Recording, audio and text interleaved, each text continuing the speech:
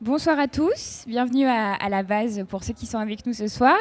Bienvenue aussi aux personnes qui nous rejoignent sur Facebook. Donc, je suis Chloé, bénévole à la base, et je suis ravie de vous accueillir ce soir pour un débat avec Amnesty Voltaire et France.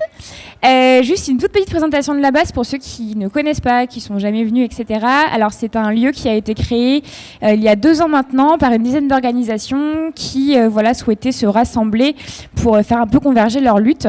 Donc il y avait plusieurs objectifs. Le premier, c'était d'être une porte d'entrée pour l'engagement de toutes et tous. Donc vous avez la possibilité de venir à la base pour voir des conférences comme celle-ci, participer à d'autres événements. Donc là, je vous invite à nous suivre sur les réseaux sociaux pour vous tenir un petit peu au courant. L'idée, c'est aussi que vous puissiez rencontrer des bénévoles d'organisations, des militants pour pouvoir échanger avec eux, ou tout simplement venir boire une bière abordable et locale en refaisant le monde avec les personnes présentes avec nous. L'idée aussi de la création de la base, c'était de faire un soutien logistique. Ça se fait par le cowork qui est à l'étage. Donc il y a beaucoup d'organisations qui travaillent ensemble pour faire converger leur lutte encore une fois et créer du lien entre toutes ces associations. Voilà, je vais laisser la parole à nos 3 intervenants qui sont ici ce soir. Merci encore à tous d'être là et je vous souhaite à tous une bonne conférence et une bonne soirée. Merci. Vous savez tout ça. Bonsoir. Je fais partie du groupe Amnesty Paris Voltaire avec certains de mes camarades ici présents. Donc en fait, Amnesty International, je ne sais pas si il est besoin de présenter Amnesty International, mais ou des missions de sensibilisation, d'alerte et de plaidoyer en ce qui concerne la défense des droits humains. C'est une structure, une ONG qui, comme beaucoup d'associations et d'ONG, qui a une base militante très forte et donc qui est composée, outre quelques milliers quand même de salariés, partout dans le monde, et merci Anne-Sophie d'être là, qui est composée donc essentiellement de militants bénévoles, dont nous faisons partie pour une des sections parisiennes, et donc nous menons tout au long de l'année des actions de sensibilisation comme ce qu'on appelle l'éducation aux droits humains, diverses actions comme celle-ci que nous présentons ce soir, de débat, de dialogue, et également une action qu'on a dans l'arrondissement régulière, donc je vais en parler, j'en profite, avec un cinéma du quartier, le Majestic Bastille, en partenariat donc avec le Majestic Bastille et également en partenariat avec la LDH, donc Ligue des droits de l'homme, et l'OIP, l'Observatoire international des prisons. Donc c'est une projection mensuelle, donc régulière, régulière, depuis un certain temps ça n'a pas été si régulier que ça, mais là on va reprendre notre rythme mensuel, je l'espère, et du coup l'idée c'est de projeter un film et d'en débattre ensuite tous les derniers dimanches du mois, donc à 11h. Des films de fiction, souvent de documentaires, qui ont trait, bien sûr, à la défense des droits humains. Ceci étant dit, ce soir, nous sommes là pour parler de nos droits en temps de crise, avec l'exemple phare de la loi sécurité globale. Donc on remercie très chaleureusement Anne-Sophie Saint-Père, qui est chargée de plaidoyer à Amnesty France, d'être ici présente et responsable également du programme Liberté. Oui, voilà. Et Olivier Kahn, un grand merci d'être là, qui est juriste et enseignant-chercheur à l'Université de Tours. Voilà. Pourquoi nous avons choisi ce thème ? Parce que ce qui s'est passé ces dernières années, on va dire ces 10 dernières années depuis 2011, entre menaces terroristes et menaces sanitaires, nous a fait nous poser légitimement, je pense, la question, toujours sous l'angle des droits humains, c'est le sujet, de l'éventuelle remise en cause de l'état de droit par l'état d'urgence. Comme on l'a vécu l'année dernière, je pense que c'est présent dans l'esprit de chacun, une situation de crise peut engendrer des mesures qui remettent en cause nos libertés fondamentales, avec une réduction qui, de fait, est légale des libertés individuelles. En période de crise, en effet, les discriminations et les persécutions à l'encontre des minorités, notamment, s'aggravent. En tout cas, c'est ce qu'on a pu constater lors de cette récente crise sanitaire. Donc l'état d'urgence ne fait que mettre en exergue, nous le pensons, certains dysfonctionnements, certaines dérives, et parfois malheureusement idéologiques. Le risque étant que les dispositions introduites dans ces circonstances exceptionnelles peuvent basculer dans le droit commun. Ce qui a été le cas, par exemple, donc là je parle de la crise sanitaire, mais on a eu aussi des états d'urgence liés à la menace terroriste. Et il y a des exemples en Europe, mais partout dans le monde. Et donc je parlais de 10 ans de 2011, avec l'exemple quand même aux États-Unis du Patriot Act à ce moment-là, qui a été promulgué dans un cadre d'état d'urgence, mais qui est resté pérenne dans le temps. Voilà, pour citer un exemple. Et ceci, nous pensons, est encore plus grave lorsque l'état de droit est remis en cause sous prétexte d'un besoin sécuritaire.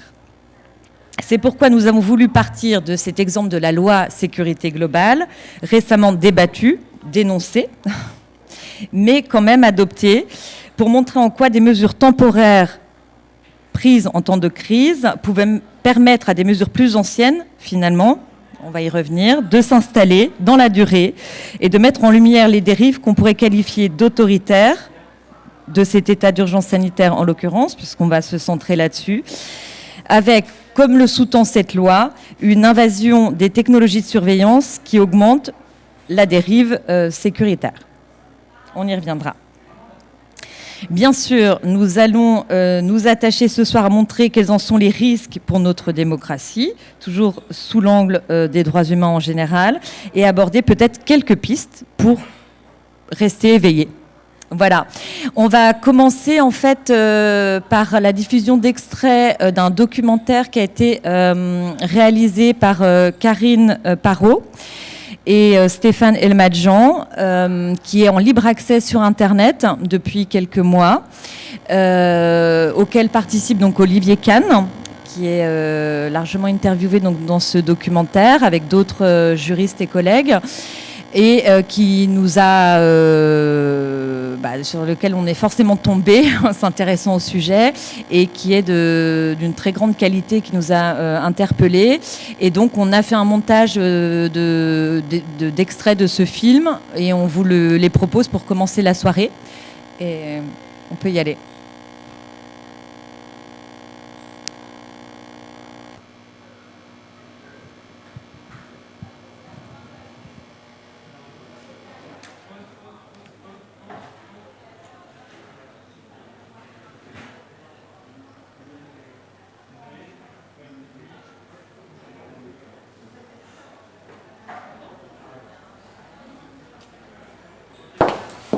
Novembre 2020.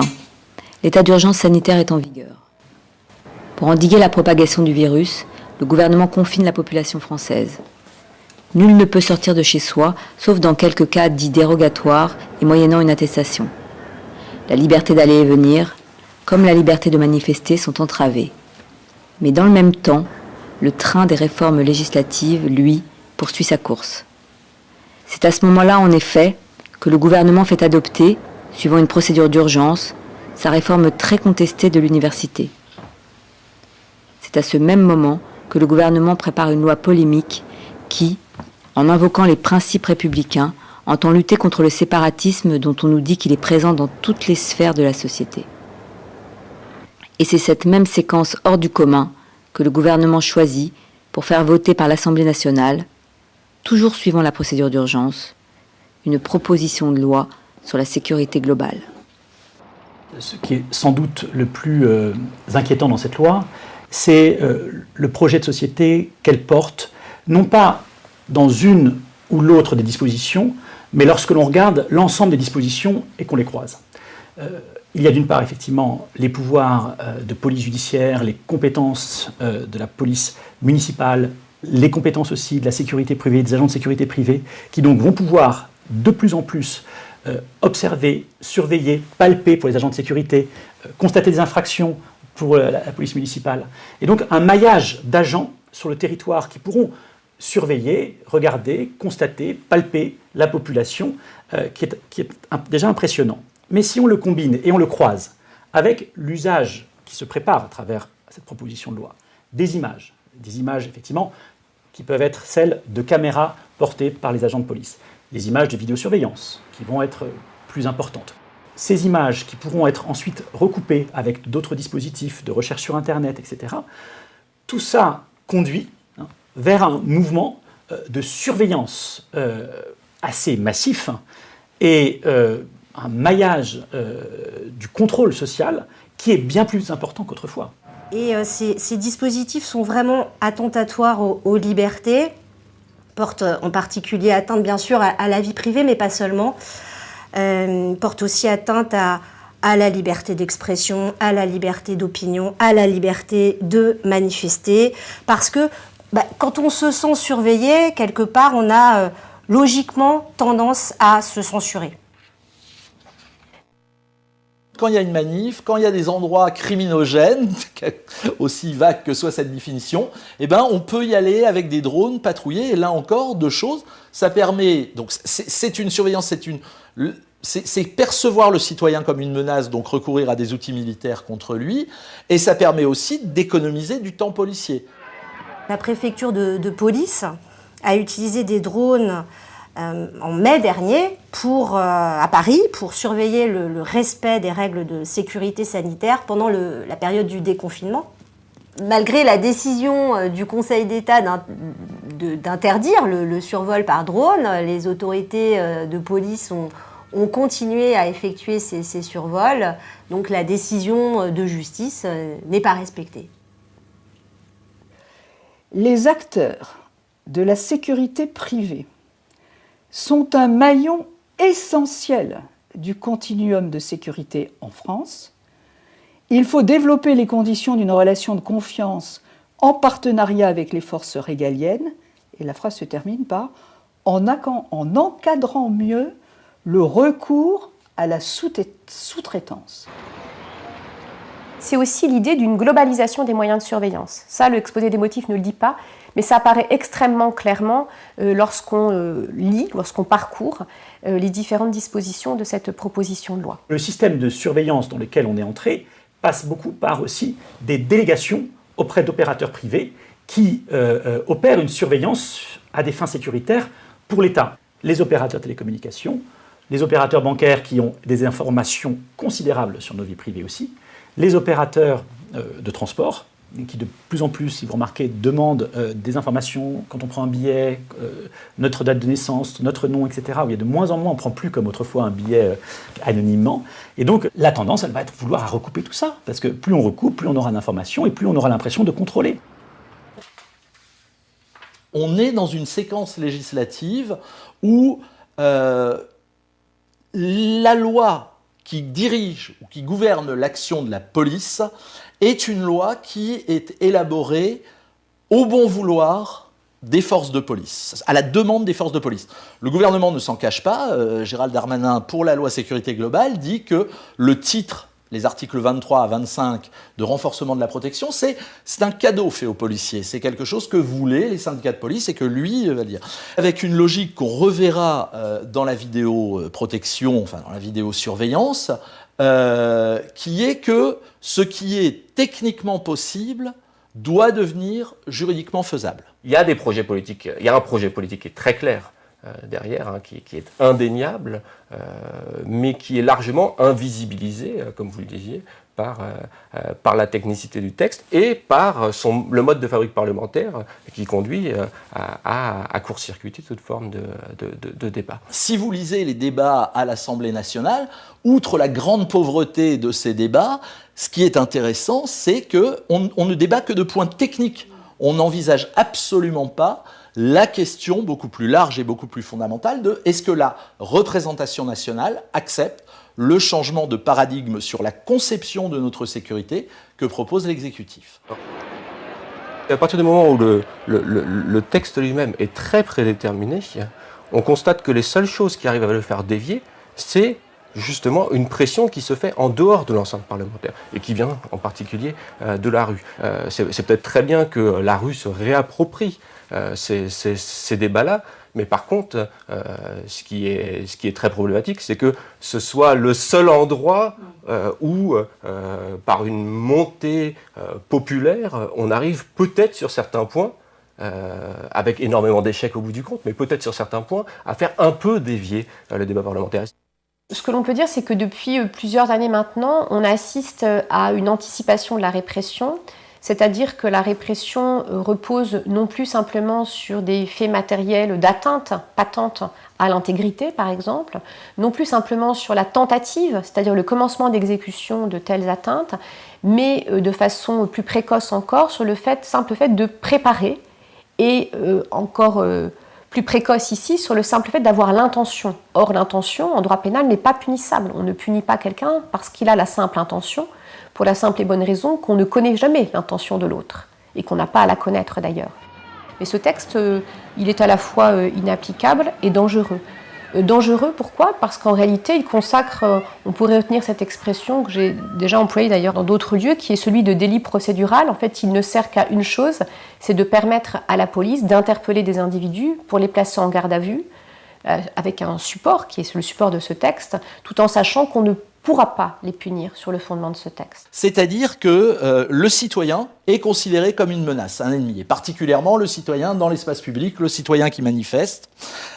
C'est vraiment le préfet l'allemand disant à une manifestante « nous ne sommes pas dans le même camp ». La défenseure des droits a d'ailleurs souligné que les dispositifs pouvaient conduire à la privation totale de la liberté, par exemple de la liberté de manifester. Pourquoi ? Parce que le drone peut être perçu en soi en tant qu'outil, en tant qu'instrument d'intimidation. Et puis parce que cette surveillance peut dissuader en réalité les personnes de manifester, parce qu'elles ne savent pas ce qu'on va faire des données, de ces images qui vont être collectées. Donc là, on voit bien qu'effectivement, il y a quelque chose à deux bandes qui se joue. La loi sécurité globale va ouvrir la possibilité de collecter des images de manière considérable. Et sur le fondement du livre blanc, une fois qu'on sera un peu techniquement au point, on mettra en place les outils d'intelligence artificielle, identification faciale et autres, qui vont compléter ce dispositif. Cette loi, elle va dans le sens d'une société panoptique. Elle va clairement dans le sens, mais c'est pas la première. C'est pas la première, ça n'est certainement pas la dernière. Ce qui est intéressant, c'est qu'effectivement, au lieu d'avoir un basculement, comme on en a connu historiquement, dans un système autoritaire, on a une construction progressive par petites touches, comme Tocqueville l'avait pressenti au XVIIIe siècle et au début du XIXe siècle, en disant, voilà, c'est les États... Les démocraties libérales, ce qui menace la démocratie libérale, c'est cette dérive lente et par petites touches vers un système qui garantisse de moins en moins les droits au nom de la protection de la sécurité. Et là, effectivement, si on juxtapose cette dizaine de lois que nous avons eues, loi Cazeneuve de 2014, loi Urvoas renseignement 2015, les différentes lois antiterroristes de 2016, juin et juillet, la loi d'octobre 2017, la loi sur les casseurs de 2019, la loi, voilà. Si on juxtapose toutes ces lois, eh bien on est complètement là-dedans. C'est-à-dire à chaque fois, par petites touches, les libertés disparaissent. Et de temps en temps, le législateur trouve des astuces. Et je vais vous en citer une. La loi du 30 octobre 2017, la première loi sécuritaire Emmanuel Macron. À peine arrivé, Emmanuel Macron, en effet, a souhaité sortir de l'état d'urgence et de façon que je crois pouvoir qualifier de malhonnête, intellectuellement. On est effectivement sorti de l'état d'urgence par une astuce en intégrant dans le droit commun un certain nombre de dispositions de l'état d'urgence.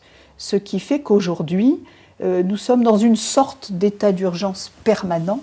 Et une des grandes craintes que l'on peut avoir concernant l'état d'urgence sanitaire, c'est qu'il en reste des traces ensuite dans le droit commun.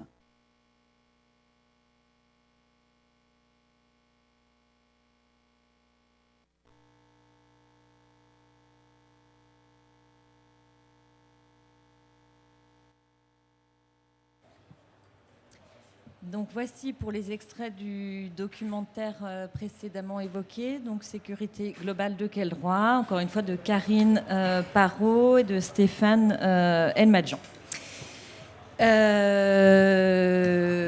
bien, voilà, on a pris des phrases chocs, on a retenu certaines phrases chocs, je pense que vous les avez entendues. Donc on va revenir sur certains de ces points évoqués. Je vais commencer par une première question. Donc le contexte d'état d'urgence, a priori, favoriserait un raccourcissement du processus législatif avec des procédures qu'on appelle notamment accélérées et accroît à l'inverse les pouvoirs de la police et de l'exécutif. D'après vous, est-ce propre aux situations de crise qui sont parfois, on donne un peu notre avis en même temps que les questions, mais qui sont parfois qu'un prétexte pour entériner des sujets depuis longtemps envisagés? Ou est-ce un travers de notre processus démocratique actuel avec une érosion globale du législatif et donc de notre socle démocratique? Et donc si on pose la question autrement, la démocratie qui devrait être l'expression de la volonté ou d'une volonté générale, est-ce qu'on peut la définir comme ça aujourd'hui, notre démocratie, ou est-ce que c'est l'expression plutôt d'une minorité? Et le cas échéant, un autre mode de fonctionnement serait-il envisageable? Bon, c'est une grande question, mais on peut commencer par le processus législatif en état de crise, en état d'urgence, versus en période, entre guillemets, normale, et où en est-on de notre... Allons-y. Donc déjà, merci pour l'invitation.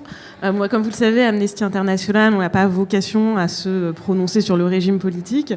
En revanche, effectivement, on a travaillé sur un certain nombre de législations apparues en temps de crise et au-delà, à chaque fois qu'il y avait des atteintes aux droits humains. Les situations de crise, c'est très problématique parce qu'il y a des crises et il y a des urgences. Effectivement, l'idée peut être d'y répondre extrêmement rapidement, le plus efficacement possible. Et donc, en fait, la logique générale de l'état d'urgence, mais en France comme dans d'autres pays, va être de renforcer le pouvoir de l'exécutif au détriment du législatif, du Parlement, pour pouvoir prendre des mesures immédiates pour répondre à une catastrophe naturelle, à des attaques terroristes, à une pandémie. Ensuite, quand la crise s'installe dans la durée, des procédés font que le Parlement rentre, revalide, proroge des situations d'état d'urgence, donc qui toujours renforcent l'exécutif. Et là, on est dans des contextes assez difficiles, puisque ce sont souvent des crises qui n'ont pas été anticipées, où il y a une forte teneur émotionnelle, une peur quand il s'agit du terrorisme. Donc on a un Parlement qui est assez paralysé. Et qui va, et c'est ce qu'on a vu pendant l'état d'urgence de 2015, qui a été prolongé à 6 reprises par le Parlement et renforcé de diverses manières, qui va le prolonger en dépit d'un contrôle parlementaire qui montre que plus ça va, moins ça sert à quelque chose. Et c'est quelque chose qui est assez clair dans les débats parlementaires sur la fin des prolongations de l'état d'urgence, c'est qu'on a donné des pouvoirs exceptionnels à l'administration, attentatoire aux droits humains, puisque ça permet d'avoir des mesures qui peuvent priver de liberté certaines personnes, ou ça permet des perquisitions administratives, ou ça permet plus de contrôle de la population à travers des périmètres de sécurité, par exemple, sans contrôle judiciaire. On voit que c'est moins utile, mais voilà, le Parlement va avoir tendance à valider un peu automatiquement parce qu'il y a cette peur, parce qu'il y a une sensation que si on ne fait rien, il y a un risque pour la population. Donc on est un peu hors du fonctionnement normal, on va dire, des institutions. Ensuite, il y a un autre point, c'est la procédure accélérée qui est utilisée pour des textes qui n'ont rien à voir avec des situations de crise. Si on prend la loi sécurité globale, qui a été introduite avec une procédure accélérée, alors déjà, les motifs de la loi sécurité globale sont un peu perturbants parce que ça couvre énormément de choses, de la lutte contre le terrorisme à la lutte contre le trafic de stupéfiants, en passant par les violences urbaines pouvant être comprises comme des désordres dans les manifestations. Donc c'est extrêmement large. Y avait-il urgence à légiférer sur ces points-là à ce moment-là ? Qu'est-ce qui justifiait la procédure accélérée ? C'est pas si évident que ça. Cette procédure accélérée, elle veut dire qu'il y aura une seule lecture à l'Assemblée nationale, une seule lecture au Sénat. Et c'est vrai que ça pose des difficultés sur le temps d'examen du texte, le temps pour travailler des amendements, et en tant qu'acteur associatif, ça pose aussi des difficultés sur nos capacités à analyser le texte et sa conformité avec les droits humains, en l'occurrence pour Amnesty. Ensuite, je nuancerai un peu, et ensuite je laisserai la parole à Olivier, qui je pense a beaucoup de choses à dire là-dessus.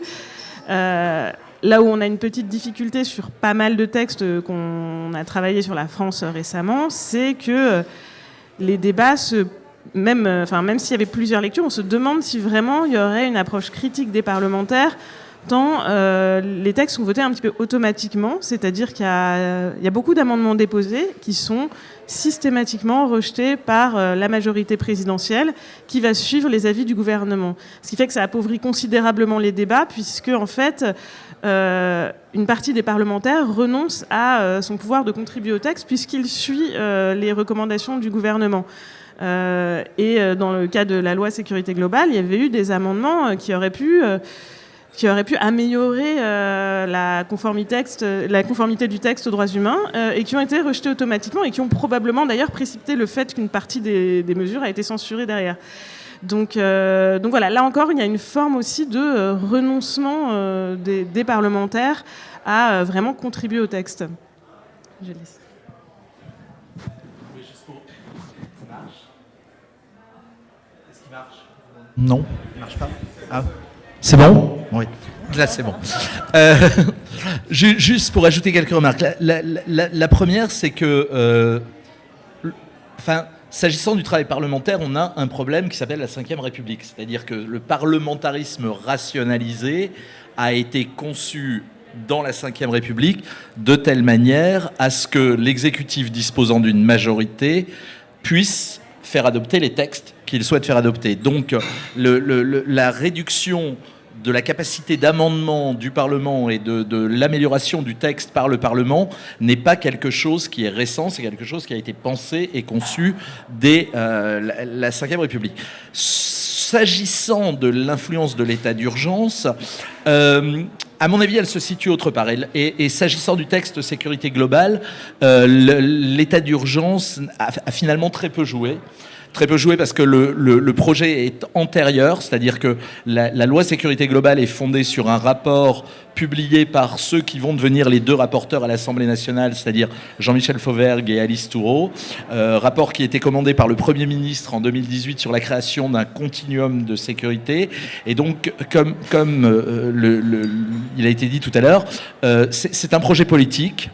Et le contexte d'état d'urgence sanitaire a eu très peu d'influence sur cette élection. Là où l'état d'urgence a une incidence, c'est ce qu'on voit à l'heure actuelle et ce qu'on avait déjà vu précédemment, c'est dans la délégation vers le gouvernement, ce qu'on appelle la législation par voie d'ordonnance.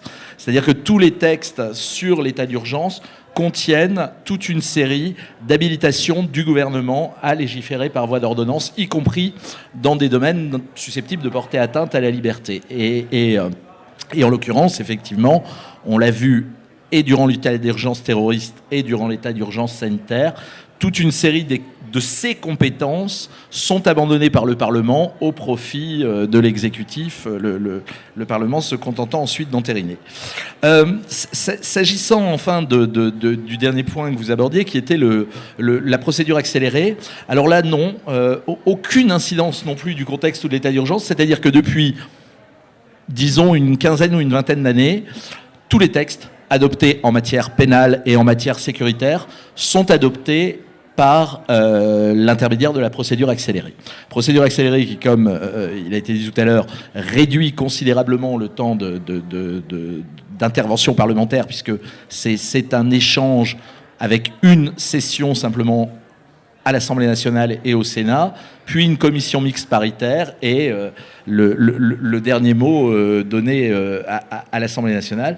En matière pénale, en matière sécuritaire, les textes sont systématiquement adoptés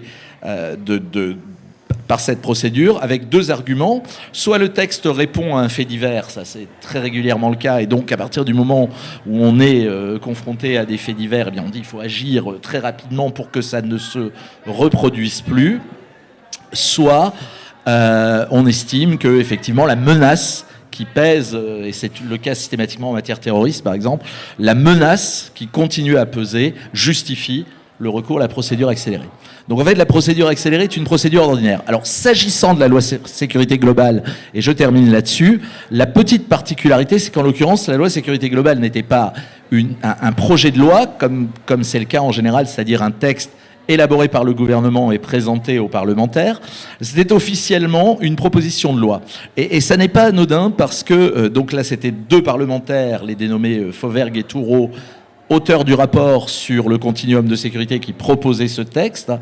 Mais en passant par le biais de la proposition de loi, eh bien vous évitez 2 choses qui en la matière auraient posé problème. C'est que vous évitez le contrôle préalable du Conseil d'État.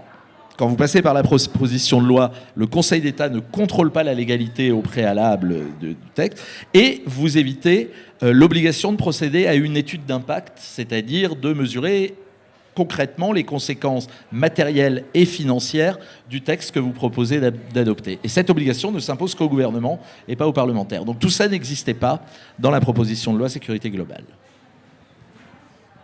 Très bien, merci pour ces riches réponses. Donc moi j'aurais deux choses là par rapport à vos interventions. Du coup, alors était-ce vraiment opportun de promulguer cette loi dans un contexte de crise sanitaire, qui plus est de crise sanitaire? Peut-être, c'est là où j'y arrive, mais peut-être parce que du coup les opposants n'ont pas pu vraiment s'opposer. Donc là, j'arrive notamment au droit à manifester, qui a été un peu compliqué tout au long de cette crise sanitaire. Je vais parler notamment d'une enquête qui a été menée par Amnesty à ce sujet suite à la marche des libertés à Paris du 12 décembre 2020. Et cette enquête a démontré que sur 142 personnes qui ont été interpellées donc à Paris, donc ont été interpellés avec médiatiquement, on laissait entendre que ces 142 personnes faisaient partie des casseurs, entre guillemets, ou voilà, de personnes dangereuses. Sur ces 142 personnes, dont 19 mineurs quand même, il y en a 80% qui ont été relâchés sans aucune poursuite.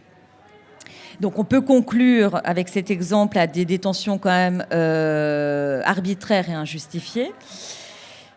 Et du coup, on peut s'interroger, ce que fait Amnesty régulièrement, ce qu'a fait Amnesty ces dernières années régulièrement dans le cadre de rapports et d'enquêtes, sur les réponses apportées aux mouvements sociaux, enfin, avant ces essais de contestation qu'on a connus avec les marches des libertés à la fin de l'année, mais qui ont été bien difficiles, parce qu'au départ, on n'avait pas le droit de se rassembler. Enfin, bon, pour ceux qui ont participé, c'était quelque chose de bien difficile.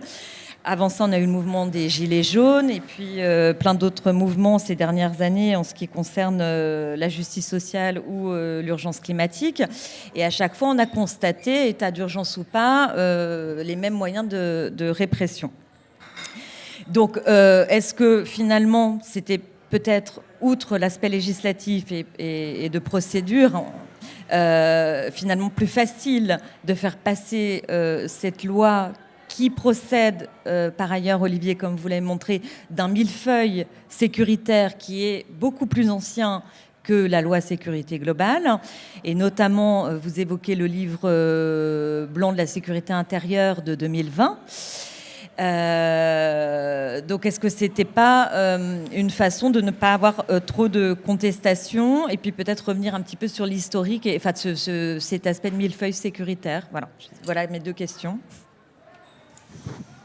Alors sur l'opportunité de lancer cette loi de sécurité globale à ce moment-là, en fait, je pense que le gouvernement et Fauvergue et Thourot ont fait un mauvais choix. Parce que, alors déjà, il faut savoir que cette loi de sécurité globale, cette proposition de loi avait déjà été publiée sur le site de l'Assemblée, mais à ce moment-là, elle se concentrait sur la question des polices municipales, des agents de sécurité privée. Elle a été retirée et est revenue avec d'autres dispositions, dont des demandes de longue date des syndicats de police pour entraver le fait de filmer la police, et puis d'autres dispositions sur la surveillance par drone, le fait de filmer la population. Et donc cette loi, avec une disposition spécifique sur la diffusion des images de police, est arrivée l'année où on a connu la mort de George Floyd, le mouvement Black Lives Matter, des mobilisations sans précédent contre les violences policières partout dans le monde. Et en France, ça s'inscrivait dans la continuité des violences qui ont été documentées contre les manifestations des Gilets jaunes, notamment avec tout le travail de David Dufresne sur ce sujet. La mort de Cédric Chouviat lors d'une interpellation de police en plein Paris, les mobilisations pour demander justice pour Adama Traoré et toutes les victimes de violences policières. Donc je pense qu'en fait c'était assez peu opportun de sortir une loi qui interdisait de filmer la police après ces mois de mobilisation où il a été démontré que c'était essentiel de pouvoir filmer la police. Et que ça a été une étincelle qui a poussé les gens à aller dans la rue parce qu'ils ont senti qu'il y avait quelque chose de fondamental qui était attaqué. Et par ailleurs, ça a poussé les gens aussi à s'intéresser au reste du texte qui était peut-être plus technique. Sur les drones de surveillance, le message était facile à faire passer, mais sur d'autres aspects, voilà, on a ouvert une discussion sur un texte qui aurait pu passer inaperçu autrement. Donc je pense qu'ils ont peut-être fait une erreur là-dessus. Après, clairement, les manifestations ont été rendues difficiles, ont été réprimées, mais ça n'est pas nouveau et ça ne date pas de la crise sanitaire. Amnesty International, on travaille sur le droit de manifester partout dans le monde et en fait, en France, on a des alertes depuis les manifestations contre la loi travail en 2016. C'est-à-dire que c'est la période où il y a eu des mesures de l'état d'urgence utilisées contre des militants, contre des manifestants pour les assigner à résidence, pour leur interdire d'aller manifester. Il y a eu des interdictions de manifester. Il y a eu une augmentation des violences policières, de l'utilisation d'armes mutilantes contre les manifestants. C'est quelque chose qui a atteint son apogée avec le mouvement des Gilets jaunes parce que c'était des manifestations hebdomadaires, donc ça a été très visible et ça a été réprimé avec une violence sidérante. Il y a eu plus de 25 personnes éborgnées, des mains arrachées dans des pays comparables. C'est quelque chose qu'on ne voit pas sur de la réponse à des mouvements sociaux. Et puis, ça a aussi évolué, le droit de manifester en France, avec ce que le gouvernement appelle la judiciarisation des manifestations. Donc l'idée, alors qui va être présentée comme l'idée d'arrêter les casseurs et de le poursuivre, sauf que ce qu'on a étudié et démontré, c'est que les personnes qui se font arrêter et qui se retrouvent en garde à vue, dans bien des cas, ne sont pas des casseurs, sont des manifestants pacifiques.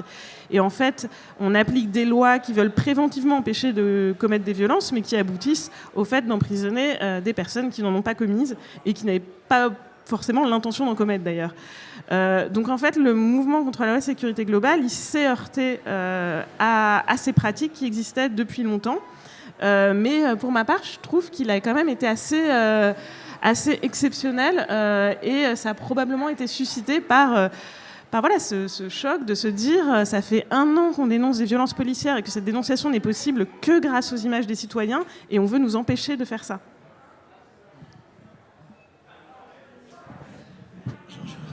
Je pense que effectivement le moment était peut-être mal choisi, était probablement très mal choisi en tous les cas, le contexte. Mais de toute façon, en fait, ce projet s'inscrit dans un temps un peu plus large qui a commencé avant ce gouvernement, mais qui s'est accéléré depuis 2017. Et qui est un temps dans lequel le rapport entre la police et le politique s'est modifié. C'est-à-dire que nous sommes, depuis quelques années, dans une situation où on a vu progressivement le politique renoncer à gouverner la police et s'en remettre à la police pour savoir ce qu'elle veut faire et comment elle peut le faire. François Sureau raconte dans son petit ouvrage Sans les libertés qu'il a trouvé dans les notes du Conseil constitutionnel une note de Roger Frey à l'époque, donc ancien ministre de l'Intérieur à l'époque où il était président du Conseil constitutionnel, où dans une délibération il dit comme ça il ne se passe pas, quand on est ministre de l'Intérieur, il ne se passe pas 1 mois sans que la police débarque avec 1 ou 2 projets toujours liberticides, qui n'apporteront rien, mais ils sortent constamment de leur chapeau. Et le rôle du politique, c'est bien ça, c'est d'empêcher la police de faire passer les textes qu'elle estime utiles. Et vous avez donc théoriquement un équilibre entre, d'un côté, la proposition policière et de l'autre côté, la contre-proposition politique à laquelle on va aboutir. Et l'élaboration d'un texte en démocratie, finalement, c'est ça. Il y a d'un côté le politique qui va proposer quelque chose, ensuite la technocratie, la technostructure qui va intervenir pour rappeler un certain nombre de règles, de principes, ce qui est faisable et pas faisable. Et puis tout ça s'équilibre.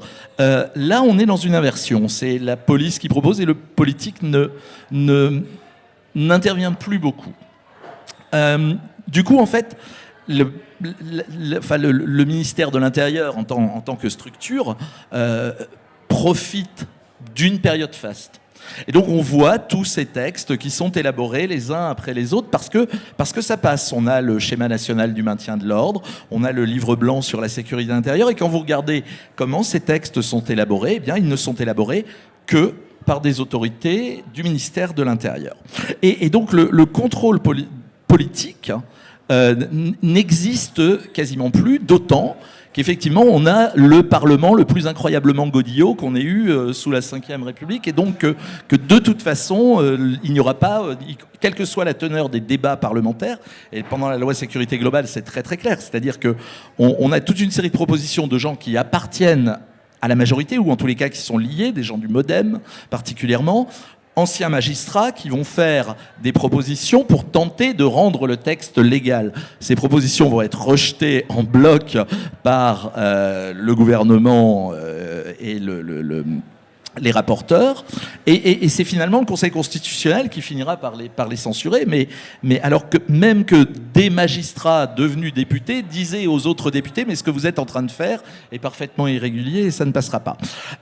Donc on a ce temps particulier où la police se gouverne elle-même, et en matière de maintien de l'ordre, c'est la même chose. Eh bien, on a laissé à la police le soin, enfin le mouvement des Gilets jaunes a créé une espèce de panique, particulièrement après les événements de l'Arc de Triomphe, et donc on a dit à la police, réglez-nous tout ça, faites comme vous voulez et réglez les choses. Donc ils le font.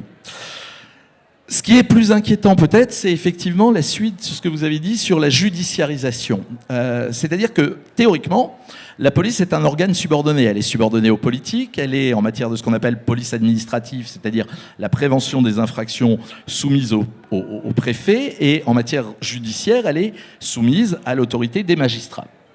Or, en matière de maintien de l'ordre et dans différents autres textes, on voit apparaître des choses qui sont des mises à disposition de la justice, de mise à disposition de la justice à la police. C'est-à-dire qu'on subordonne de fait les magistrats aux policiers.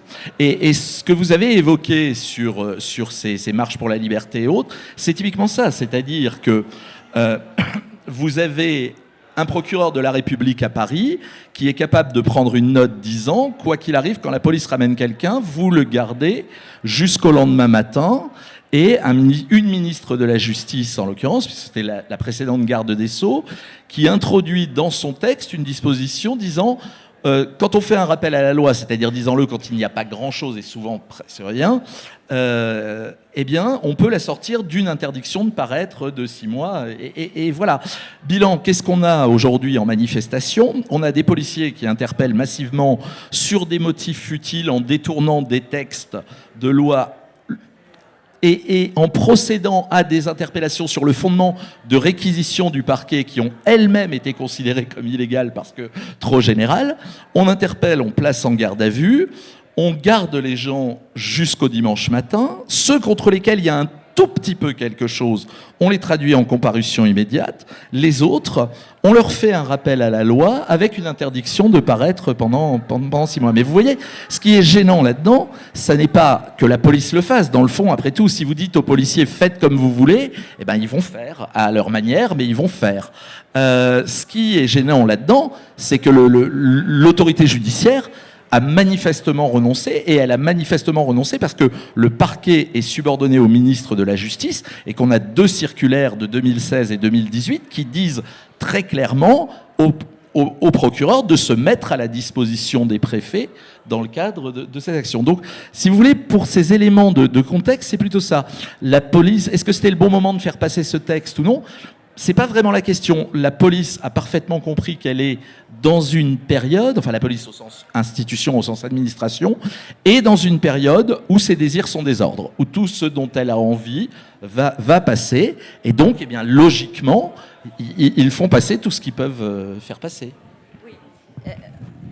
Alors justement, au-delà de ce rapport de force entre police et exécutif et législatif défavorable aujourd'hui à l'exécutif et au législatif,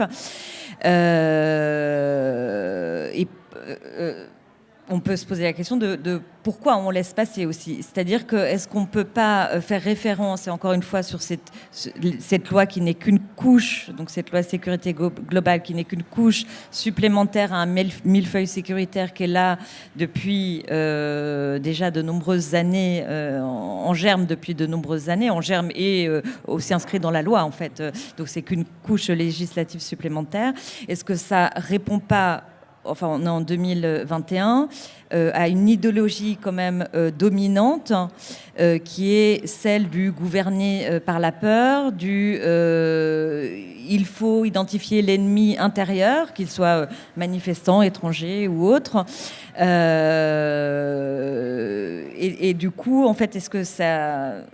Finalement, c'est pas cette idéologie dominante qui est favorable aussi à un rapport de force défavorable au législatif. En tout cas, je ne vais pas parler de l'exécutif, mais je sous-entends que l'exécutif est complice de la police et vous avez évoqué le problème de non-séparation des pouvoirs et de la justice qui est, qui est complice aussi de ça. Et donc, ce que je questionne, c'est est-ce que il n'y a pas une idéologie dominante qui devient, avec cet énième exemple, et qui a pris encore peut-être effectivement plus d'ampleur durant cette crise sanitaire et où les gens se sont dit après, effectivement, comme Anne-Sophie l'a soulevé, après d'autres faits du même genre et la guerre des images et tout ça, et là où on dit non, maintenant on interdit de filmer, donc ça a pris peut-être plus d'ampleur à ce moment-là, enfin la réaction en tout cas, pas en nombre de manifestants parce qu'encore une fois c'est difficile de manifester, mais peut-être la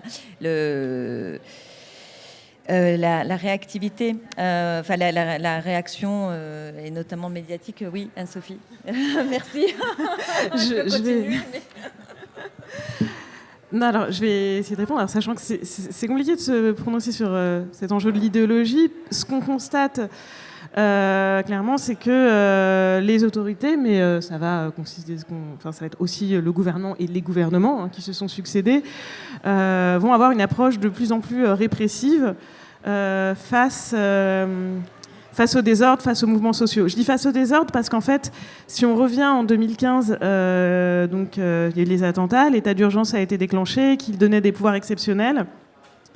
Et ces pouvoirs exceptionnels d'assignation à résidence, de périmètre de sécurité, de contrôle, parce qu'on était dans une situation de crise, ils pouvaient s'appliquer à des choses qui n'avaient rien à voir avec la crise qui avait déclenché l'état d'urgence. Et si on a assigné des militants qui voulaient manifester contre la COP, contre la conférence pour le climat, ou des manifestants contre la loi travail à résidence, c'était simplement parce qu'il y avait un risque de création de désordre et qu'à ce moment-là, dans cet état d'urgence, on avait le droit d'interdire tout, l'État s'était arrogé le droit d'interdire tout désordre. Et c'est quelque chose qui s'est, je pense, assez ancré. En tout cas, c'est ce qui ressort de toutes les stratégies. On a parlé du schéma national du maintien de l'ordre et toutes les circulaires, instructions sur la gestion des manifestations, par exemple, où on a une approche purement répressive. La manifestation est un désordre à contrôler et où il faut chercher à sanctionner tout débordement. Alors qu'en fait, la gestion des manifestations par un État, ça n'est pas du tout ça. La gestion des manifestations par un État, c'est trouver un équilibre entre faciliter l'exercice de la liberté d'expression, parce que l'État a cette responsabilité de permettre aux citoyens l'exercice de ses droits humains, et maintenir l'ordre, parce qu'il y a aussi des responsabilités en matière de sécurité. La première partie est complètement mise de côté au profit de la deuxième, ce qui fait qu'on a des stratégies de maintien de l'ordre qui sont tout à fait déséquilibrées, et c'est une logique qu'on peut appliquer à énormément de textes pénals où il faut un ordre, et c'est vrai qu'après on a ce discours-là dans les médias, on va dire dans l'opinion. J'aime pas tellement le terme d'opinion publique, je sais jamais trop de quoi on parle, mais c'est vrai que il y a ces questions sur s'il faut plus d'autorité, plus de force. Mais en fait, on est toujours dans l'ordre et la force depuis plusieurs années. Et ça a d'abord été une réponse à un danger très concret, des attentats en Île-de-France, et ça s'est diffusé face à tout potentiel désordre et face à des oppositions, des gens qui manifestaient pour les droits sociaux, pour le climat, contre la loi de sécurité globale. Et ça, c'est extrêmement inquiétant. Et c'est extrêmement inquiétant parce qu'on voit aussi qu'il y a de plus en plus de dédain pour le cadre des droits humains, le droit international relatif aux droits humains, qui est présenté comme quelque chose qui est gênant et un peu comme une lubie de bobos qui s'accrochent à des idéaux alors qui sont des bisounours, alors qu'en fait dans la vraie vie, le droit à la vie privée, ça passe, on va pas s'en tenir compte parce qu'il y a la sécurité d'abord, le droit de manifester, c'est bien beau, mais il faut de l'ordre dans les villes. Il faut quand même se rappeler que les droits humains, c'est pas une lubie de bobo. Tout le cadre international des droits humains, ça vient des moments d'oppression, de répression, de violence de l'histoire de l'humanité. Ça vient de la monarchie absolue, quand il y a eu la déclaration des droits de l'homme et des citoyens. Il fallait lutter contre des pratiques type lettres de cachet qui permettaient d'arrêter arbitrairement les gens. Et c'est là qu'à un moment, il y a eu l'idée qu'en fait, un État ne pouvait pas arrêter arbitrairement ses citoyens. Et c'est pour ça qu'on se bat. Toute la Déclaration universelle des droits de l'homme, la Convention européenne des droits de l'homme, ça vient après les horreurs de la Seconde Guerre mondiale, ça vient après l'Holocauste. Donc en fait, ce cadre-là, c'est pas du tout un cadre d'idéalistes, c'est un cadre de gens qui savent très bien toutes les dérives qui sont possibles, et c'est pour ça qu'il faut absolument s'y accrocher, et qu'aujourd'hui, les discours qui remettent en cause ce cadre-là sous des prétextes d'ordre sont des discours qui ignorent l'histoire et la réalité de toutes les dérives qui peuvent se produire. Et c'est extrêmement grave. À Amnesty International, on se bat pour que ce cadre des droits humains reste central et qu'on se rappelle pourquoi c'est essentiel, et qu'on s'en rappelle pour nous en France, mais aussi parce qu'à l'étranger, là, il y a des défenseurs des droits humains qui se battent et qui sont tués pour avoir ce cadre dont aujourd'hui certains députés sous-entendent qu'on pourrait se débarrasser en changeant la Constitution. Et ça, c'est extrêmement grave. C'est précieux, il faut le garder. Ouais.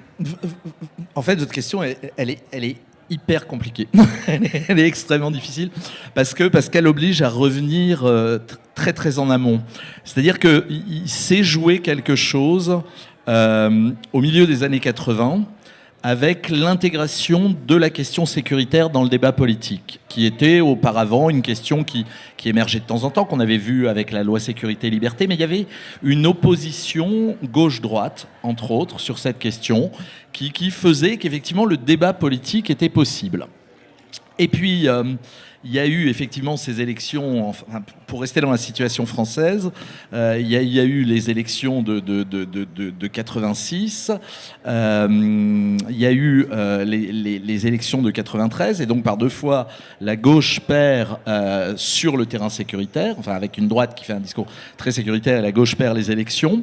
Et en 95, vous avez la publication d'un rapport de Terra Nova, si je me souviens bien, disant la gauche a perdu les classes populaires sur les questions de sécurité. Parallèlement, va émerger au Royaume-Uni ce qu'on a appelé la troisième voie, c'est-à-dire cette espèce de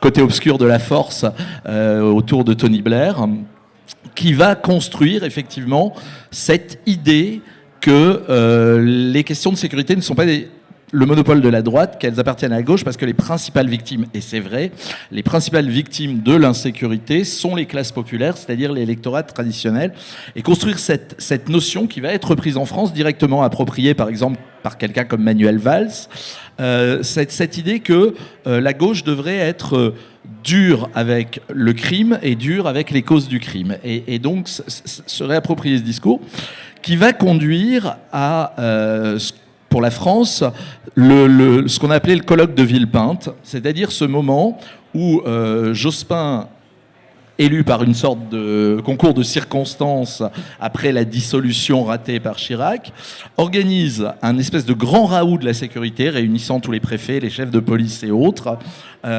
cornaqué par Chevènement, et dans lequel la gauche de gouvernement française va faire son aggiornamento en matière de sécurité, c'est-à-dire décider que, ça y est, elle s'approprie, elle aussi, les questions de sécurité. Alors la conséquence de cet aggiornamento, c'est ce que la Commission nationale consultative des droits de l'homme a relevé, c'est ce qu'on appelle le consensus sécuritaire. C'est-à-dire que dans le fond, et on l'a vu s'accélérer avec le phénomène terroriste, vous n'avez plus de distinction entre ce qui était avant l'événement Macron, les deux partis de gouvernement, c'est-à-dire LR et socialistes, très peu de différences, au point que quand François Hollande est élu, Manuel Valls reprend la loi qui était en train d'être élaborée par Claude Guéant et l'a fait adopter. C'est la loi de décembre 2012. Donc on a une question comme ça. Bon, ça c'est la première chose. La deuxième chose, c'est qu'effectivement, à force d'entretenir le sentiment d'insécurité, l'idée d'insécurité et autres,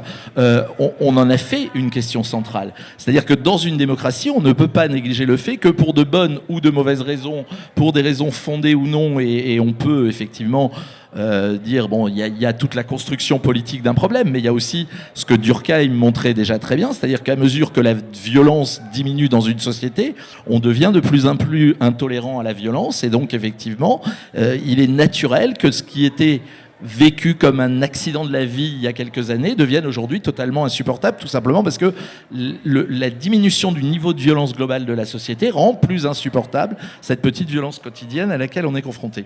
Et donc l'insécurité, le sentiment d'insécurité, l'accroissement des violences ont toute une série d'origines, toute une série de motifs. Il y a aussi le fait évidemment que les gens n'hésitent plus à déposer plainte pour toute une série d'infractions, mais en tous les cas, ça existe. Et donc c'est extrêmement difficile à gérer politiquement. Du coup, effectivement, alors est-ce que les réponses sont systématiquement sécuritaires et autres ? Oui, là, il y a plus d'imagination.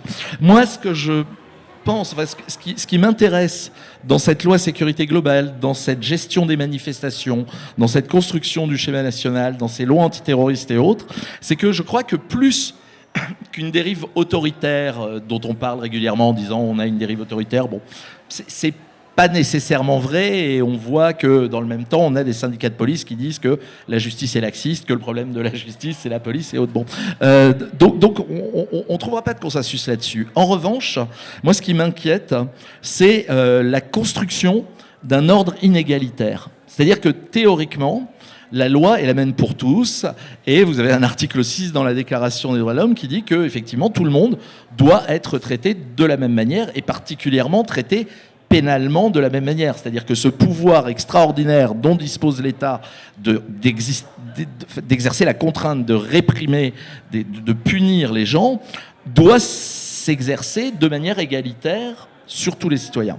Or, ce à quoi on assiste depuis quelques années, c'est non seulement effectivement un renforcement autoritaire avec des pratiques comme on a pu le voir en matière de maintien de l'ordre, mais quand on regarde de manière un peu plus fine, ces pratiques ne s'appliquent pas à tous. Et en fait, on peut prendre l'exemple, par exemple, de la manif pour tous, où il y a eu un certain nombre de débordements et autres, et vous n'avez pas un maintien de l'ordre brutal, comme on a pu le connaître sur d'autres textes. Moi, ce que je vois, c'est que finalement, aujourd'hui, on a une politique pénale menée en France qui, en fonction des catégories de délinquance auxquelles on a affaire, va balayer tout le spectre des politiques criminelles qui avaient été identifiées par Mireille Delmas-Marty. C'est-à-dire que les terroristes ou les suspects de terroristes même sont traités selon ce qu'elle appelait le modèle de politique criminelle totalitaire. La subversion et toutes les formes d'opposition plus ou moins violentes à la politique gouvernementale, mais aussi les étrangers et enfin tout ce qui pose problème comme ça dans la société, sont traités de manière autoritaire. La délinquance, je dirais ordinaire, enfin ce qui fait l'ordinaire des tribunaux correctionnels, reste soumise à une politique pénale libéral, disons-le, enfin un code équilibré entre les droits de la défense et le processus répressif. Et puis le droit des affaires échappe plus ou moins à la répression. Vous avez des choses extraordinaires qui sont mises en œuvre, comme la convention judiciaire d'intérêt public qui fait qu'une entreprise ne peut accepter de payer un peu d'argent parce qu'elle a commis un délit de corruption, mais elle ne reconnaît pas sa culpabilité et des choses comme ça, voilà. Et les peines qui sont prononcées, on le voit encore récemment, pour des infractions extrêmement graves de corruption ou de financement de campagne électorale et autres, et pour lesquelles les réquisitions sont extrêmement mesurées. On a des réquisitions aujourd'hui dans ce dossier qui sont inférieures à celles qui sont prises contre des gilets jaunes pour des actes de violence qui, en termes démocratiques, posent problème. Voilà. Merci Anne-Sophie et Olivier. Avant de laisser la parole au public ici présent, et que nous remercions d'être présents malgré le déconfinement, le très beau temps et les terrasses ouvertes. J'ai cru comprendre que vous aviez évoqué des possibles dérives pénales, entre autres. Et effectivement, avec la globalisation de ces moyens de surveillance, qui était un des packages de cette... dans le package, on va dire, de cette loi sécurité globale, on peut en fait prédire une anticipation de la répression, qu'a d'ailleurs évoqué en partie Anne-Sophie tout à l'heure. Et du coup, une anticipation de la répression, ça veut dire quand même des dérives pénales très fortes. C'est un grand danger. Il y a quand même des risques très importants derrière. Et la dernière question, ça sera où en est-on du texte aujourd'hui ? Effectivement, le Conseil constitutionnel a rejeté une partie du texte, notamment a amendé ce fameux article 24 qui posait problème. Donc le 20 mai dernier. Il reste malgré tout d'autres articles dans cette loi qu'on pourrait qualifier de dangereux. Donc quel est votre point de vue là-dessus ? Voilà, donc sur les dérives pénales et sur le texte aujourd'hui. Alors je vais quand même commencer par être assez optimiste encore une fois, parce que le Conseil constitutionnel a quand même fait un bon travail sur cette loi sécurité globale. Parce que non seulement il a supprimé l'article 24, donc c'en était fini des restrictions à la diffusion de vidéos de la police. Alors, il avait été réécrit d'une manière parfaitement incompréhensible, du coup, le délit de provocation à l'identification, enfin voilà, tout ça a été mis de côté parce qu'en fait ça ne tenait pas. Il y a un principe de légalité qui fait qu'on doit comprendre les lois, et là ça n'était plus possible. Il a aussi supprimé l'essentiel de l'article sur les drones de surveillance, donc qui sont aujourd'hui interdits. De manière assez intéressante, il a quand même épargné un amendement qui avait réussi à passer sur l'interdiction de l'utilisation de la reconnaissance faciale pour les images par les drones. Donc voilà, c'est très intéressant d'avoir gardé ça, parce qu'à Amnesty International, on est tout à fait opposé au traitement des images de surveillance par les logiciels de reconnaissance faciale. Et en tout cas, si un jour les drones reviennent, c'est pour l'instant dans la loi. Il a aussi censuré l'article sur les caméras embarquées. Donc il y a quand même beaucoup de choses qui ont été enlevées de la loi. Et finalement, mon inquiétude vient moins de ce qui est resté dans la loi sécurité globale, parce qu'on n'a pas, j'ai pas tout le détail du texte, parce qu'on n'a pas travaillé sur l'intégralité des dispositions sur les agents de sécurité privée ou les polices municipales. Il y a clairement des dispositions problématiques. Ensuite, nous, les enjeux de droits humains qu'on voit en France là, qui arrivent, c'est surtout que ces dispositions vont revenir. S'agissant de la diffusion des images de la police, il y a un article dans la loi séparatisme, enfin la loi pour confortant les principes républicains, qui pourrait être utilisé par les forces de l'ordre. Par ailleurs, en pratique, on sait aussi que les forces de l'ordre déjà entravent les personnes qui les filment en utilisant les lois pénales contre elles, en les arrêtant, en confisquant le matériel des journalistes. Donc c'est aussi des pratiques qui sont à changer avant les lois. Sur les drones de surveillance, voilà, ça a déjà été annoncé par le gouvernement que ça allait revenir, que de toute façon, il y a eu des commandes de drones, donc ils vont avoir envie de les utiliser à un moment, et ça interroge aussi beaucoup sur la manière dont les autorités perçoivent leur rôle et le débat public autour de pratiques qui sont extrêmement attentatoires aux libertés. Il n'y a pas eu de débat, il y a une loi en procédure accélérée qui était un peu écrite avec les pieds et qui a été censurée, mais en même temps, ils ont commandé le matériel pour la mettre en œuvre. Donc ils ont beaucoup anticipé, et ça va aussi contribuer au fait qu'ils vont essayer de faire passer les drones de surveillance à terme. Et puis aujourd'hui, par exemple, en ce moment, il y a une loi sur le terrorisme et le renseignement qui est en train d'être adoptée en procédure accélérée de nouveau. Alors on est sur d'autres types d'atteintes aux droits humains, sur la pérennisation de l'état d'urgence, parce qu'on a eu une entrée de mesure de l'état d'urgence dans le droit commun en 2017, mais ça devait finir en 2021. Là, ils sont en train de le prolonger sans plus de date de fin. Validation de techniques de surveillance qui devaient être expérimentales, notamment les surveillances par algorithme, qui vont devenir définitives, qui vont s'étendre aux adresses, aux URL. Donc, on a toute une série d'autres lois liberticides qui arrivent. Et c'est ça qui est compliqué en ce moment aussi, c'est l'accumulation de lois qui portent atteinte aux droits humains, qui passent en procédure accélérée, le temps législatif est court, et les capacités de la société civile pour s'y opposer commencent à s'épuiser un petit peu.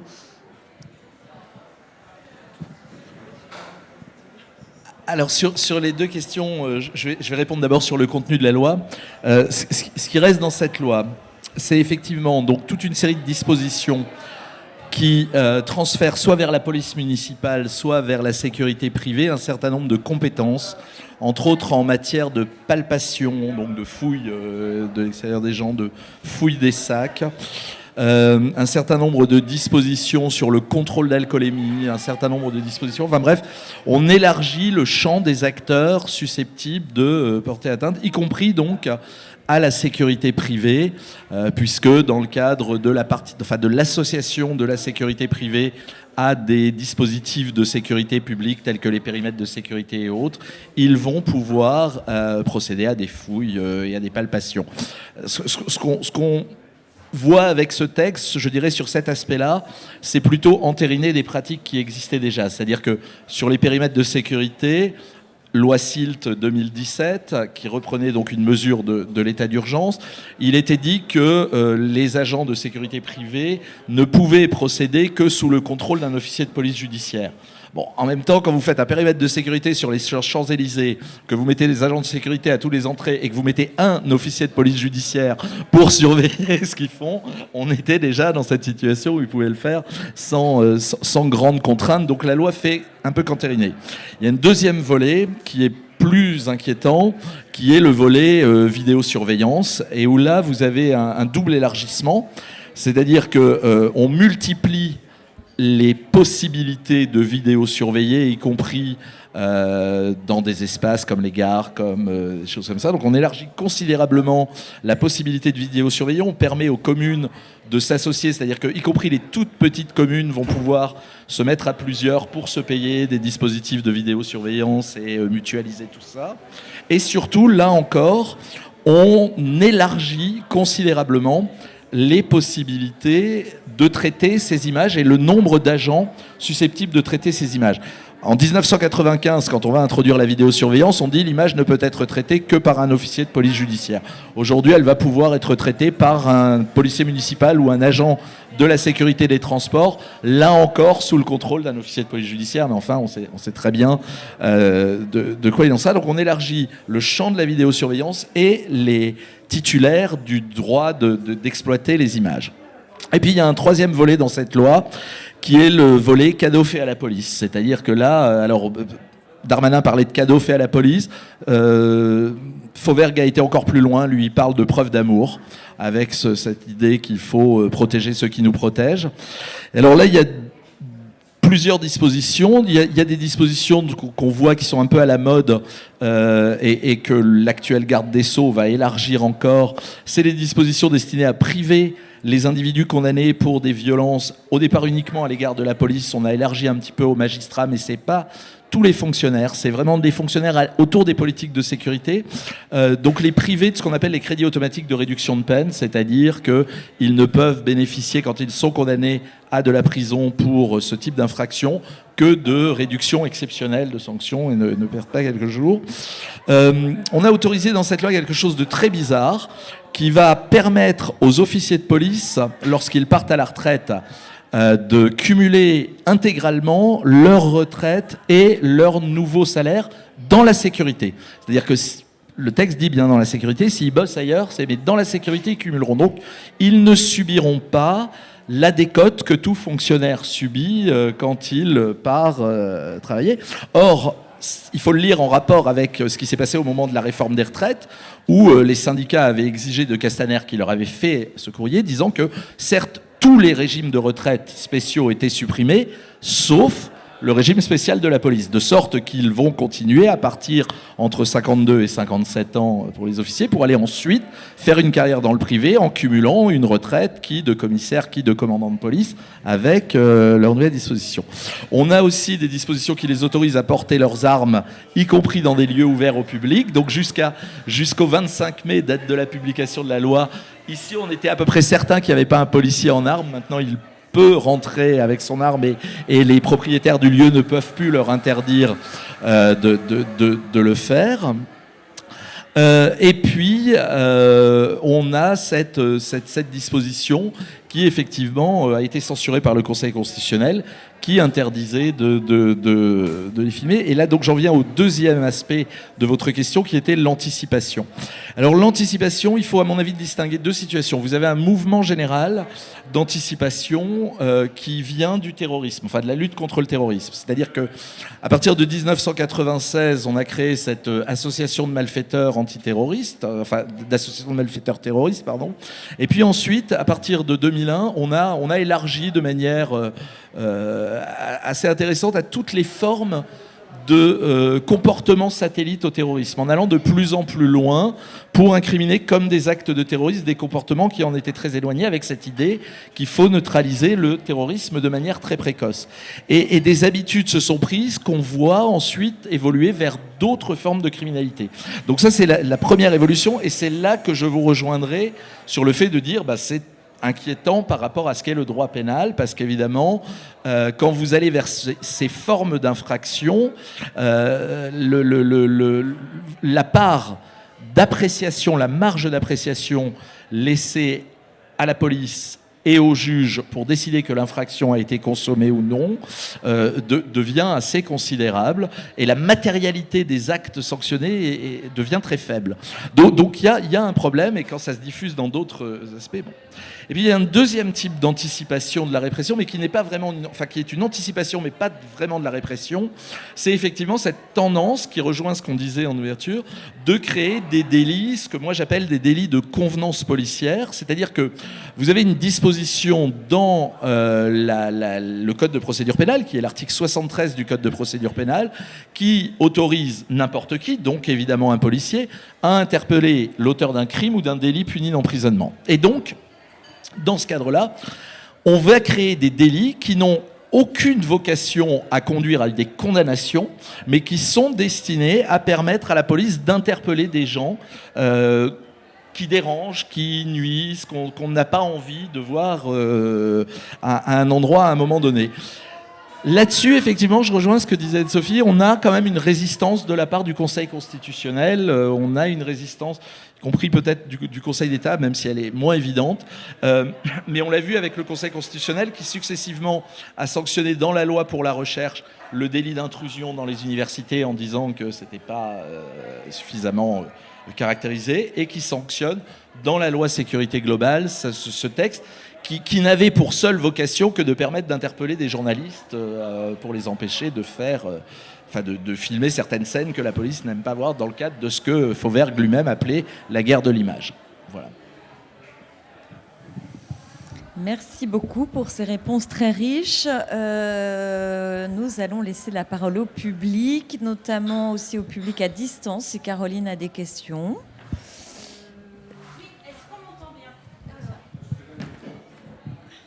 Alors, je vais peut-être prendre celui-là.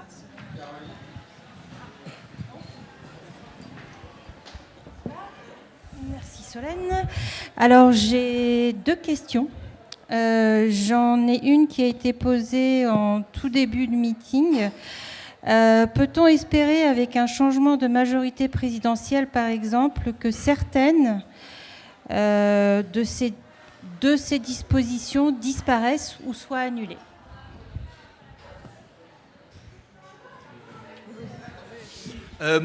C'est un vrai problème français. C'est-à-dire que depuis quelques années, on a pu le constater, ces textes répressifs ne vont que s'accumulant, et il n'y a jamais de retour en arrière. Ce qui n'est pas le cas partout, en Allemagne ou au Royaume-Uni. Même au Royaume-Uni, on a assisté à quelque chose d'intéressant, puisque quand les conservateurs alliés au Lib Dem, donc le gouvernement Cameron, sont arrivés au pouvoir, ils ont, en 2012, passé un texte qui revenait sur toute une série de dispositions adoptées pendant les années Tony Blair, Gordon Brown, dispositions qui étaient jugées liberticides, excessives, et qui sont revenues. En France, ça n'existe pas. En France, ça n'existe pas. Ça existera peut-être en cas d'un changement radical de majorité présidentielle, mais pour l'instant, tout ce qu'on a vu se mettre en place depuis, disons, le début des années 2000, en tous les cas à coup sûr, a toujours procédé par accumulation et pas par retrait. Juste pour ajouter quelque chose par rapport à ça, bon, ça va clairement dépendre de la majorité présidentielle qui arrive au pouvoir. Et effectivement, il y a eu cet effet d'accumulation depuis plusieurs années. Spontanément, je ne pense pas que ce sera un sujet et un sujet prioritaire pour une quelconque majorité qui arrive au pouvoir si ça n'est pas poussé par les citoyens. Le fait qu'il y ait eu un gros mouvement sur la loi sécurité globale, ça a quand même montré que la question des libertés publiques devenait un sujet, était un sujet important, mais ça va être absolument nécessaire si on veut que ce soit débattu, notamment dans le cadre des discussions, ou des débats en amont des élections présidentielles. Il faut en faire un sujet. Sinon, sans pression citoyenne, aujourd'hui, je ne pense pas que ce sera perçu comme central. Donc c'est extrêmement important, notamment sur la question du droit de manifester.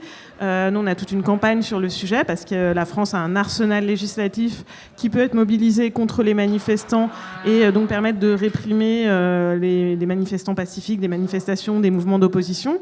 Pour nous, il est essentiel d'interroger de futures majorités qui voudraient prendre le pouvoir sur qu'est-ce que vous allez faire de ça.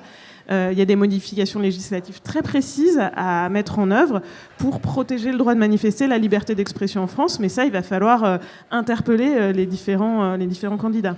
Oui, et ce sera d'autant plus délicat que on est toujours en situation de crise sanitaire et que les élections présidentielles, c'est dans un an. Donc peut-être qu'entre octobre et mai prochain, on aura la possibilité d'intervenir en tant que citoyen, mais ce sera certainement délicat. J'ai une autre question. Pourquoi le politique n'intervient plus beaucoup face aux demandes répétées des services de police? Enjeu politique, point d'interrogation.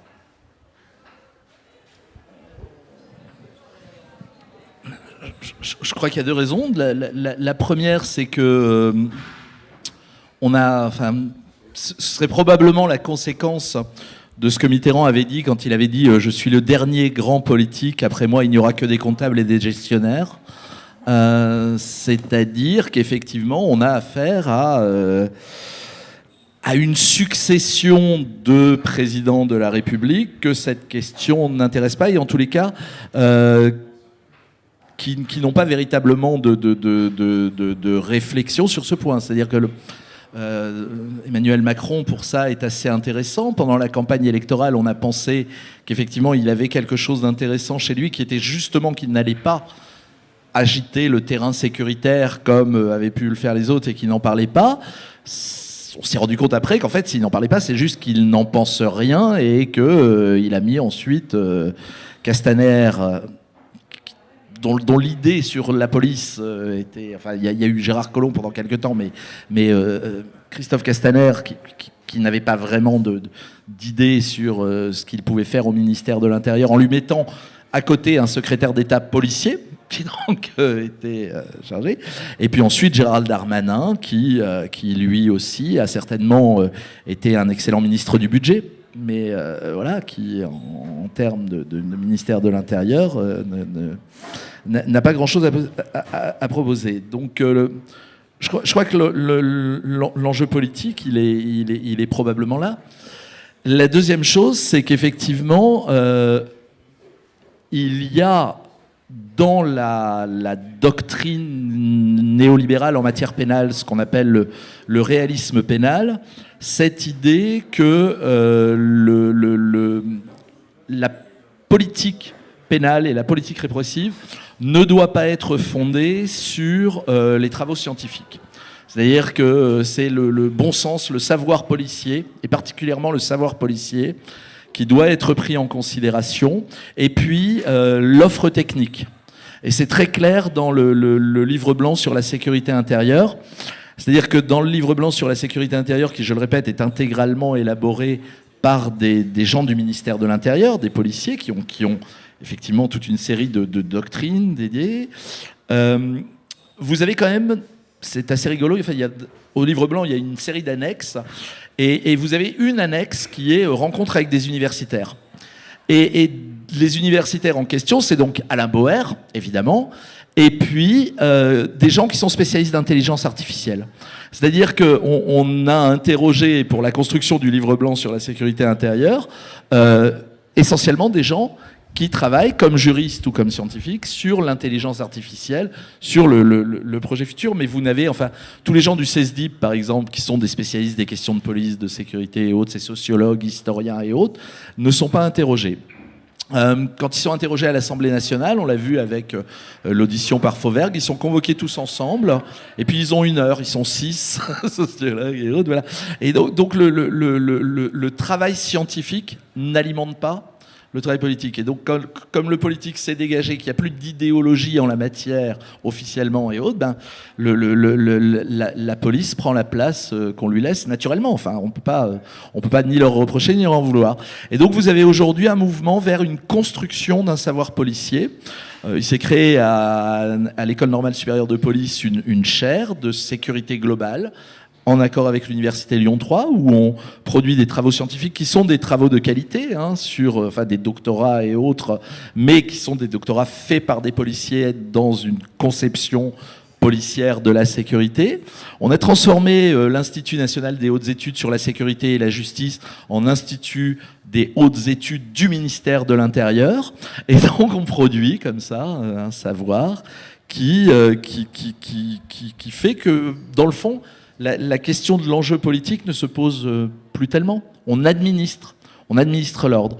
Le dernier aspect, c'est que on est passé au travers de crises absolument dramatiques, que ce soit le terrorisme ou que ce soit les violences systématiques toutes les semaines pendant le mouvement des Gilets jaunes, et que la police a réussi à convaincre le politique qu'il ne tenait plus que par elle.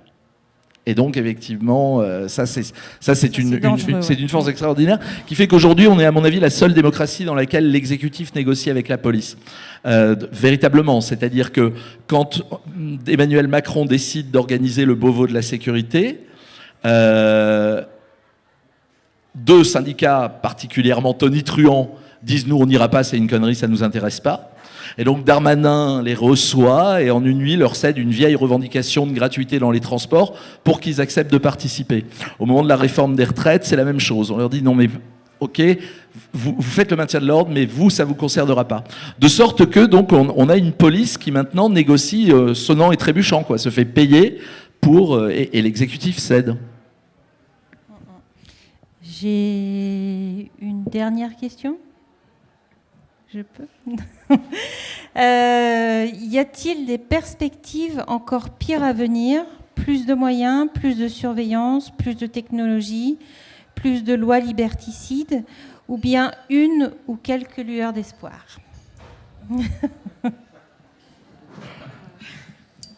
Alors oui, il y a des perspectives encore pires à venir. On travaille sur le monde entier, donc clairement, il y a des États qui sont bien pires qu'en France en termes de surveillance, de contrôle de la population. Le développement des nouvelles technologies offre des possibilités hallucinantes en la matière. Donc évidemment qu'il y a des perspectives inquiétantes qui sont...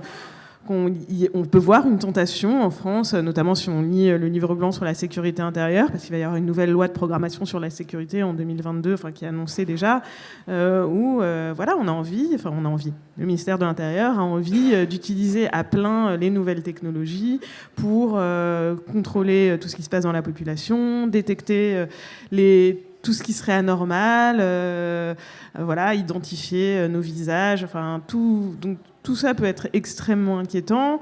Il y a évidemment tout ce qui est appel à réformer la Constitution, parce qu'il y en a quand même un peu marre du Conseil constitutionnel qui ne laisse pas passer des lois totalement liberticides. C'est gênant. Nous, on aimerait bien pouvoir placer en centre de rétention tous les fichiers S. Alors tout ça ne veut rien dire. Le fiche S, c'est un outil de renseignement. C'est complètement absurde. Mais bon, voilà, il y a des propositions extravagantes. Et c'est vrai qu'on a des inquiétudes parce que... Elles sont répétées depuis des années, alors ça ne passe toujours pas, mais on a l'impression qu'il y a une poussée pour aller toujours, pour sortir de plus en plus du cadre de l'état de droit, des droits humains. Ensuite, il y a des lueurs d'espoir parce qu'il y a des garde-fous. Déjà parce qu'on n'a pas encore renoncé à la Constitution, parce qu'on n'est pas encore sorti des traités internationaux, parce qu'il y a quand même un goût des droits humains et de la liberté qui, d'ailleurs, a été vérifié pendant toutes les mobilisations contre la loi sécurité globale. Des milliers de personnes sont descendues dans la rue, en dépit de la crise sanitaire, des interdictions, pour marquer leur opposition. Donc la société civile a clairement un rôle à jouer. Je pense que les autorités ont été surprises de cette mobilisation, c'était pas prévu. De la même manière qu'ils ont été surpris quand il y a eu toutes les mobilisations contre les violences policières. Donc voilà, il y a des possibilités aujourd'hui de s'opposer. On n'est pas non plus dans la pire des situations en termes de liberté d'expression. On est là ce soir pour en discuter. Dans certains pays, ça n'est pas possible. Mais c'est vrai qu'il faut être extrêmement vigilant parce que on le voit dans les textes qui sortent de ministères, dans les déclarations de politique, la tentation est grande de continuer à aller dans cette direction qui nous fait sortir de plus en plus des cadres des droits humains et des libertés. Et donc il va falloir être extrêmement vigilant, et on parlait des élections à venir, il faut montrer que c'est un sujet. Parce que tous les outils sont là pour aller vraiment loin dans les restrictions des libertés. Il n'y a probablement que les mobilisations citoyennes, la mobilisation des journalistes, qui a joué un rôle très fort sur les mobilisations contre la loi sécurité globale, et la justice, qui est aussi assez fortement attaquée ces temps-ci, qui permettent de maintenir un certain cadre et de nous protéger des pires dérives. Juste pour ajouter un mot, je pense que vraiment, effectivement, on peut aller vers bien pire, et il ne faut pas non plus exagérer. C'est-à-dire qu'effectivement, si on compare, y compris par rapport à des démocraties comme le Royaume-Uni et autres, la France conserve un modèle relativement équilibré, libéral, le niveau de surveillance des populations, le niveau de répression et autres reste quand même relativement mesuré en France par rapport à d'autres pays. Donc il ne faut pas non plus crier. Bon. La deuxième chose, c'est qu'effectivement, on assiste depuis quelque temps, et ça c'est un motif d'espoir, à un changement d'attitude de la part des organes de contrôle. Il y a quelques années, le Conseil constitutionnel validait tout et n'importe quoi dès qu'on lui disait terrorisme. La chambre criminelle rendait des arrêts ad hoc en matière de terrorisme et de certaines formes de criminalité. Enfin, voilà, on voit que là-dessus aussi ça bouge. On a vu le Conseil d'État de manière très très surprenante sanctionner les NAS. C'est assez inespéré. On a vu la Cour de cassation trouver une parade par le droit international pour que l'action des Femen ne soit plus qualifiée d'exhibition sexuelle et ne soit plus... Enfin voilà, donc il y a quand même des moyens de contrôle qui continuent d'exister. Il y a des juridictions internationales. Le système français de surveillance de masse a été en octobre 2020 déclaré contraire aux droits de l'Union européenne par la Cour de justice de l'Union européenne. Le Conseil d'État en avril a trouvé une parade pour valider le système, mais ça ne durera pas, et puis on va se prendre certainement une action de la Commission contre la France qui nous fera pas du bien sur cette question. Et puis je crois qu'il y a un dernier point qu'il faut dire dans les motifs d'espoir, c'est la police elle-même. La police et la gendarmerie, c'est-à-dire qu'on a affaire à des organes qui sont très diverses. Alors il se trouve que le problème, c'est qu'on tend toujours le micro au plus délirant d'ultra répressif, mais ils ne représentent pas, il suffit de regarder les résultats aux élections, ils ne représentent pas des majorités au sein de la police. Et l'essentiel de la police conserve un comportement républicain, une action républicaine, n'a pas tellement envie d'aller surveiller et faire du mal, et réprimer tout le monde. Et moi, j'ai fait ma thèse sur les coopérations policières franco-anglaises dans la zone frontalière. À l'époque de Brice Hortefeux, entre autres, j'avais des policiers qui me disaient très clairement, moi, je suis pas rentré dans la police pour faire ça, et qui m'expliquaient comment, quand on leur imposait des quotas de garde à vue d'étrangers en situation irrégulière, ils allaient chercher ceux dont ils savaient qu'ils n'étaient ni expulsables, ni pour satisfaire. Donc il y a une résistance en interne là qui existe et qu'il ne faut surtout pas sous-estimer. C'est-à-dire, encore une fois, je le répète, la police joue sa carte, elle récupère, elle a des gouvernements qui les reçoivent, des parlementaires qui les reçoivent en disant de quoi vous avez besoin. Eh bien, évidemment, ils vont jouer leur carte, mais l'espoir reste très, très clairement de ce niveau-là. Et puis la dernière chose, évidemment, là je rejoins complètement Anne-Sophie, c'est que s'il y a mobilisation de la population, les textes. Ok, je vous remercie Anaïs. J'ai pas d'autres questions. Ok, est-ce que le public ici présent a encore une ou deux questions à poser? Aucune? Bon. Eh bien, écoutez, merci beaucoup encore une fois à Anne-Sophie et Olivier de se préoccuper de ces questions, de phosphorer sur ces sujets et d'avoir été ici présents avec nous ce soir pour cette rencontre, on va le dire, d'utilité publique et d'intérêt général. Voilà. Merci à tous et à toutes.